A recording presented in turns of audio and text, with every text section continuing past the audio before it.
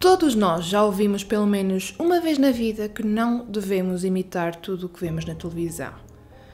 E é verdade que, por mais que a ficção se inspire na realidade, há limites que os filmes e séries não devem ultrapassar.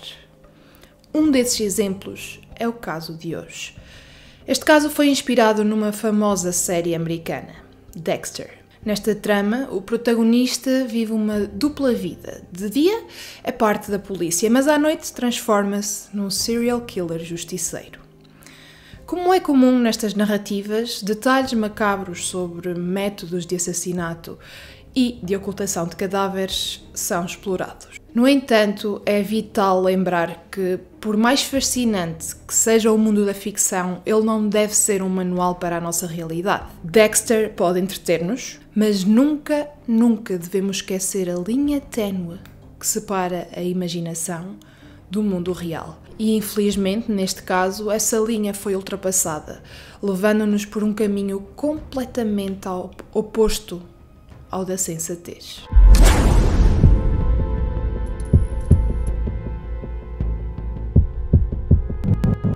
Diogo Gonçalves, de 21 anos, sempre foi alguém que todos adoravam. O Fábio Costa, amigo de longa data desde os tempos do McDonald's, costumava dizer que formavam uma equipa imparável. Não só no trabalho, mas também fora dele. Quando o Diogo perdeu tragicamente a mãe num acidente de atropelamento em 2016, Fábio foi um dos pilares que o ajudou a superar.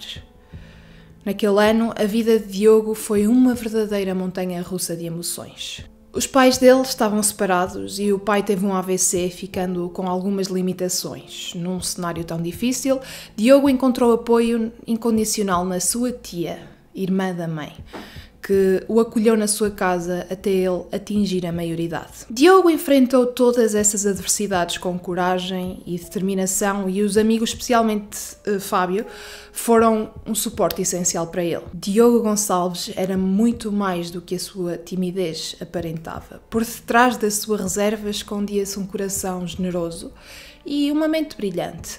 Apesar das feridas emocionais do passado, ele irradiava bondade e disponibilidade para ajudar os outros, qualidades que o tornavam adorado por todos. A sua vida transformou-se completamente quando ele encontrou um lar na casa da mãe de Fábio, Felisbela Canário, que o acolheu como um filho. No entanto, Diogo recusava-se a ser definido pelas suas adversidades. A sua verdadeira paixão era a informática, um amor que o guiou para além das portas do McDonald's até ao desafiante mundo do Hotel Vita Park, em Porches, onde se destacou como um talentoso técnico de informática, graças à ajuda de amigos que sempre acreditaram nele. Apesar da sua natureza reservada, Diogo encontrava alegria na música, especialmente ao tocar baixo. Na altura dos acontecimentos, acabara de adquirir um novo instrumento musical, símbolo da sua determinação em perseguir os seus sonhos. Durante o tempo no hotel, Diogo Gonçalves cruzou caminho com Maria Malveiro, uma jovem de 19 anos que desempenhava funções de segurança no estabelecimento. Maria nutria o sonho de ser polícia e chegou a inscrever-se num concurso para ingressar na carreira em 2019, mas viu esse desejo escapar-lhe por entre os dedos. Mas Diogo ficou imediatamente cativado por Maria, partilhando entusiasticamente com os seus amigos as suas histórias sobre ela. E ele criou uma certa confiança com ela. Ele chegou a revelar detalhes íntimos da sua vida, tal como a indemnização substancial que estava prestes a receber pela morte da mãe. Eram cerca de 70 mil euros. Maria, por sua vez, mantinha uma postura ambígua. Não parecia interessada romanticamente em Diogo, mas também não o afastava, deixando-o esperançoso com pequenas promessas ocasionais. Num determinado dia, Diogo decidiu abordar a mulher de Fábio, seu amigo próximo, sobre algumas fotografias e vídeos em que Maria surgia a beijar outra mulher. A esposa de Fábio aconselhou Diogo a falar diretamente com Maria, perguntando-lhe se o seu interesse se limitava a mulheres ou se também podia incluir homens. Não sabemos ao certo se Diogo seguiu este conselho, mas o seu interesse por Maria não arrefeceu. O jovem de 21 anos partilhou com a mãe e a esposa de Fábio os seus planos para o dinheiro. Ele queria comprar uma casa. Mais tarde confessou que sonhava ter um lar onde pudesse construir uma vida ao lado de Maria Malveiro. Contudo, desconhecia que Maria já partilhava casa com outra pessoa. Uma revelação que acabaria por conhecer mais tarde e que lançou sombras sobre o que parecia ser uma história de amor. No trágico dia 20 de março de 2020, Maria Malveiro marcou um almoço na casa de Diogo, em Algoz, Silves. Diogo, cheio de esperança e completamente alheio à terrível conspiração que o esperava, aceitou o convite.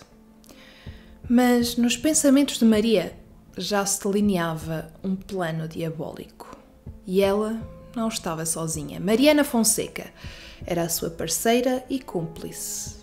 E naquele dia acompanhou-a. Maria e Mariana, que partilhavam um relacionamento e uma casa, levaram consigo sacos de plástico, luvas descartáveis e ampolas de diazepam, um potente ansiolítico de ação rápida, facilmente acessível para Mariana, que era enfermeira no Hospital de Lagos. Foi este medicamento que Maria usou para drogar Diogo, dando início a uma sequência de eventos aterradores. Apesar do medo, Diogo manteve-se firme na sua recusa em fornecer os códigos de acesso ao seu telemóvel e conta bancária. No entanto, foi cruelmente amarrado a uma cadeira. Apesar da terrível situação, ele enfrentou o perigo com coragem e determinação, mas a tragédia estava prestes a abater-se sobre ele. Foi Maria Malveiro que aplicou o golpe fatal, conhecido como mata-leão, tirando-lhe a vida de forma impiedosa por asfixia. Um ato tão traiçoeiro quanto devastador que silenciou para sempre a esperança e os sonhos de um jovem cheio de vida. Maria, após assassinar Diogo, não se contentou em apenas tirar-lhe a vida. Com uma faca em mãos, ela mutilou brutalmente a mão do jovem, cortando-lhe o polegar e o dedo indicador para poder aceder ao seu telemóvel e às suas aplicações bancárias. Este ato macabro foi perpetrado com a ajuda da sua cúmplice Mariana, que depois ajudou Maria a limpar meticulosamente a casa, eliminando qualquer rastro do macabro crime. Juntas, transportaram o corpo de Diogo para a mala do seu próprio carro e partiram para Lagos, cidade onde Mariana vivia. Levaram consigo não apenas o corpo, mas também 2 telemóveis e um computador que pertenciam ao jovem. Naquela noite aterradora, Mariana revelou mais tarde que Maria teria tentado asfixiá-la enquanto dormiam, numa tentativa sinistra de silenciá-la para sempre. No entanto, Mariana negou veemente o acontecido, afirmando que tudo não passou de um sonho, do qual não se recordava. A atrocidade continuou quando, na garagem do prédio onde Mariana vivia, as jovens esquartejaram o corpo de Diogo, dividindo-o em sacos do lixo. Utilizaram um cutelo que Maria roubou nesse mesmo dia de uma loja próxima. Para desviar as atenções e garantir que o corpo nunca fosse encontrado, dispersaram as partes mutiladas. Alguns fragmentos ficaram a mais de 100 km de distância uns dos outros. Numa tentativa sinistra de camuflar o crime, as jovens criminosas não pouparam esforços para evitar levantar suspeitas e, tendo acesso ao telemóvel de Diogo, começaram a enviar mensagens aos seus amigos. Mas algo nas mensagens parecia estranho. Eram curtas e fora do normal. A situação tornou-se ainda mais bizarra quando Diogo faltou ao trabalho e, de forma incomum, justificou-se com mensagens ao chefe, tratando-o por senhor, algo que ele nunca antes tinha feito. No entanto, a astúcia das assassinas não foi suficiente para enganar todos. Fábio, o dedicado amigo de Diogo, e a sua esposa começaram a sentir que algo estava profundamente errado. O pânico começou a instalar-se à medida que os dias passavam sem qualquer sinal de Diogo. Desconfiados, decidiram dar o alarme e alertaram as autoridades, lançando uma corrida contra o tempo para descobrir a verdade por trás do desaparecimento inexplicável do jovem Diogo Gonçalves. A polícia entrou em ação imediatamente após o alerta, iniciando uma investigação meticulosa que se desenrolou através das mensagens enviadas em nome de Diogo. Cada palavra, cada pista era um elo crucial para desvendar o mistério que envolvia o seu paradeiro. A tragédia tomou contornos ainda mais sombrios quando surgiu a informação falsa que Diogo planeava emigrar por amor a uma rapariga estrangeira. A reviravolta do destino trouxe à luz uma descoberta macabra. 2 turistas franceses encontraram uma cabeça humana em Tavira, enquanto a 100 km dali o torso de Diogo aparecia no mesmo dia. A polícia foi confrontada com a brutal realidade de um homicídio, pondo fim à teoria inicial de suicídio quando a viatura de Diogo tinha sido descoberta próximo de um penhasco em Sagres. Enquanto a polícia recolhia e analisava as evidências, o foco inevitavelmente recaía sobre Maria Malveiro, o interesse amoroso de Diogo que, ao que tudo indicava, fora a última pessoa a partilhar momentos com o jovem antes de tudo se desmoronar. As investigações revelaram transações financeiras suspeitas com o dinheiro retirado da conta de Diogo e direcionado para as contas de Maria e Mariana. Adicionalmente a todas as provas já encontradas, as câmaras de segurança registaram o casal no local do crime. Diogo Gonçalves, uma alma jovem e promissora, tornava-se o eixo em torno do qual giravam as reviravoltas desta história assustadora, enquanto o país se agarrava à espera de descobrir a verdade por detrás deste pesadelo inimaginável. No dia 2 de abril, o país foi surpreendido com a notícia de que as 2 suspeitas, Maria e Mariana, finalmente foram detidas, trazendo à luz uma reviravolta de proporções inimagináveis. Maria, a figura central desta trama sinistra, chocou o público ao confessar o crime. No entanto, o que levou a essa confissão permanece envolto em mistério. Terá sido a culpa que a consumiu, o peso insuportável do arrependimento ou a realização inevitável de que não havia escapatória possível? Essas são questões que permanecem no âmbito das suposições. Curiosamente, ao voltarmos ao início desta sinistra saga, onde as 2 mulheres se inspiraram numa série de crimes para executar o homicídio, é irónico notar quantas pontas soltas deixaram para trás. Recapitulemos os eventos que desvendaram a mente torcida de Maria Malveiro e Mariana Fonseca. Quando a polícia apreendeu os pertences de Maria Malveiro, um sinistro plano de crime foi descoberto no seu telemóvel, revelando que este ato macabro fora meticulosamente premeditado. A presença das 2 jovens nos registros das câmaras de segurança, aliada ao facto de Maria ter tido um encontro com Diogo na fatídica noite do seu desaparecimento, não deixava margem para dúvidas. Apesar dos esforços para apagar todos os vestígios do crime, a astúcia da polícia prevaleceu, desvendando as provas ocultas. A ideia das suspeitas era clara: fazer com que o corpo de Diogo desaparecesse para sempre, alimentando a teoria de que ele teria emigrado. No entanto, esta narrativa macabra foi desmentida pelo mar, que inesperadamente trouxe à costa os vestígios do horror que elas tentaram esconder. A brutalidade de esquartejar o corpo tornou-se uma pista sinistra, contradizendo a tentativa de encenar um suicídio com o abandono do carro numa falésia. E, mais uma vez, ficou provado que não há crimes perfeitos. Com uma confissão de culpa já obtida, a investigação evoluiu para um julgamento que, marcado pelo contexto de pandemia e isolamento, começou apenas em 24 de fevereiro de 2021. A narrativa sombria ganhou vida na primeira sessão, em fevereiro. Mariana Fonseca escolheu falar quando Maria Malveiro não estava presente na sala, um momento que se tornaria uma das imagens mais perturbadoras deste caso. Com uma voz trêmula, Mariana começou por afirmar que era inocente da morte de Diogo. lamentando profundamente as escolhas que a levaram até ali. Ela admitiu ter ajudado a esconder o corpo, mas insistiu que a atrocidade, desde a morte até ao esquartejamento, foi obra de Maria. A enfermeira contou que no dia 20 de março, por volta das 14 horas, as duas mulheres, Maria e Mariana, chegaram à casa de Diogo. A desculpa era simples. Maria precisava que Diogo instalasse umas colunas no seu carro. Uma tarefa banal que escondia a terrível tragédia que se desenrolaria em seguida.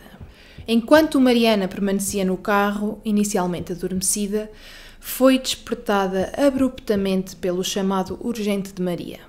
Entrou na casa de Diogo apenas para se deparar com um cenário de pesadelo. O jovem, inconsciente, amarrado a uma cadeira. Com o instinto de treino de enfermeira, Mariana verificou o pulso de Diogo e iniciou os esforços de reanimação imediatamente. Num momento de agonia e desespero, o rapaz recuperou a consciência, empurrando Mariana. Foi então que Maria, a alegada arquiteta desta crueldade, ordenou que a sua própria namorada deixasse o local. Pouco tempo após o crime, Mariana foi autorizada de volta ao local, enquanto que Maria ordenou-lhe que verificasse o pulso de Diogo. O silêncio que se seguiu foi ensurdecedor. O jovem estava morto. Maria apelou à cumplicidade de Mariana para esconder os vestígios deste crime macabro. A enfermeira descreveu que o corpo foi descartado 5 dias depois e que o esquartejamento havia sido levado a cabo apenas por Maria, que também insistiu em transferir dinheiro para a conta de Mariana. No primeiro dia de julgamento, o advogado de Mariana, João Grade, iniciou o duelo argumentativo, criticando as perícias da Polícia Judiciária e questionando a ausência de evidências concretas que vinculassem Mariana à cena do crime. O inspetor da PJ, chamado a testemunhar, disse acreditar que as duas raparigas estavam envolvidas no crime da mesma forma e que teriam planeado tudo em conjunto. Além disso, foram feitas 2 reconstituições do crime, uma com Mariana e outra com Maria. O inspetor também falou das transferências de dinheiro, sendo que uma delas foi feita no dia do homicídio. À medida que as versões de Maria e Mariana divergiam das narrativas iniciais, a verdade tornava-se um enigma ainda mais esquivo. A tensão no tribunal era palpável, pois o fim de um relacionamento já tumultuado lançava sombras de dúvida sobre cada palavra proferida pelas acusadas. Ambas lutavam para se livrar das acusações, cada uma tentando moldar a narrativa a seu favor. O verdicto final do Tribunal de Portimão emitiu o seguinte: Maria Malveiro foi condenada a 25 anos de prisão, enquanto Mariana Fonseca, embora condenada a 4 anos, saiu em liberdade com pena suspensa. A juíza, num gesto que gerou debates fervorosos, declarou ser impossível provar a participação efetiva de Mariana no crime, resultando na sua libertação. Os crimes imputados a estas jovens envolviam uma lista assustadora: homicídio qualificado, profanação de cadáver, acesso ilegítimo, burla informática, roubo simples e uso de veículo. Maria foi considerada autora de um crime hediondo de homicídio qualificado, sendo condenada então a 23 anos por esse crime, além de várias penas acumuladas por outros delitos, tendo então os 25 anos, e foi ainda condenada a pagar uma indemnização considerável ao pai de Diogo Gonçalves, sublinhando a devastação que este crime deixou na vida da família da vítima. Já Mariana, sentenciada a 4 anos de prisão efetiva, foi condenada por cumulo jurídico por participação em diversos crimes, incluindo profanação de cadáver, burla informática e de comunicações e peculato. Uma penalização que, apesar de representar justiça, mais ou menos, trouxe controvérsia pela sua leviandade. Contudo, a imagem que permaneceu cravada na mente dos portugueses foi a entrevista que Mariana Fonseca, após ser libertada, deu. Um momento de perplexidade nacional, onde a jovem falou para as câmaras com a serenidade de quem sai de um evento comum, destacando a natureza perturbadora deste crime e o desconcertante desapego da realidade. Maria Malveiro encontrou o seu destino final no estabelecimento prisional de Tires, o mesmo local onde outras figuras sinistras, como Diana Fialho e Rosa Grilo, se encontram ainda detidas. Surgiram rumores de uma possível ligação amorosa entre Maria e Rosa, mas em dezembro de 2021, Maria Malveiro foi descoberta sem vida na sua cela, vítima de suicídio. O caso ultrapassou as paredes do Tribunal de Portimão e avançou para o Tribunal de Relação de Évora, após o recurso do Ministério Público. A notícia surgiu em 15 de julho de 2023. Mariana Fonseca foi condenada a 25 anos de prisão pelo seu papel no assassinato brutal. O desenrolar do caso permanece um mistério, pois ainda é uma ferida recente que aguarda novos desenvolvimentos. Até ao momento, apenas Joana Amaral Dias, na sua obra Psicopatas Portugueses, publicada em setembro de 2022, cobriu os detalhes macabros deste caso, incluindo-o na segunda parte do livro. No desenrolar do processo judicial que envolveu o chocante assassinato de Diogo Gonçalves, a justiça portuguesa explorou um dos crimes mais sinistros da memória recente do país. O verdito final trouxe consigo um misto de horror e perplexidade para a nação.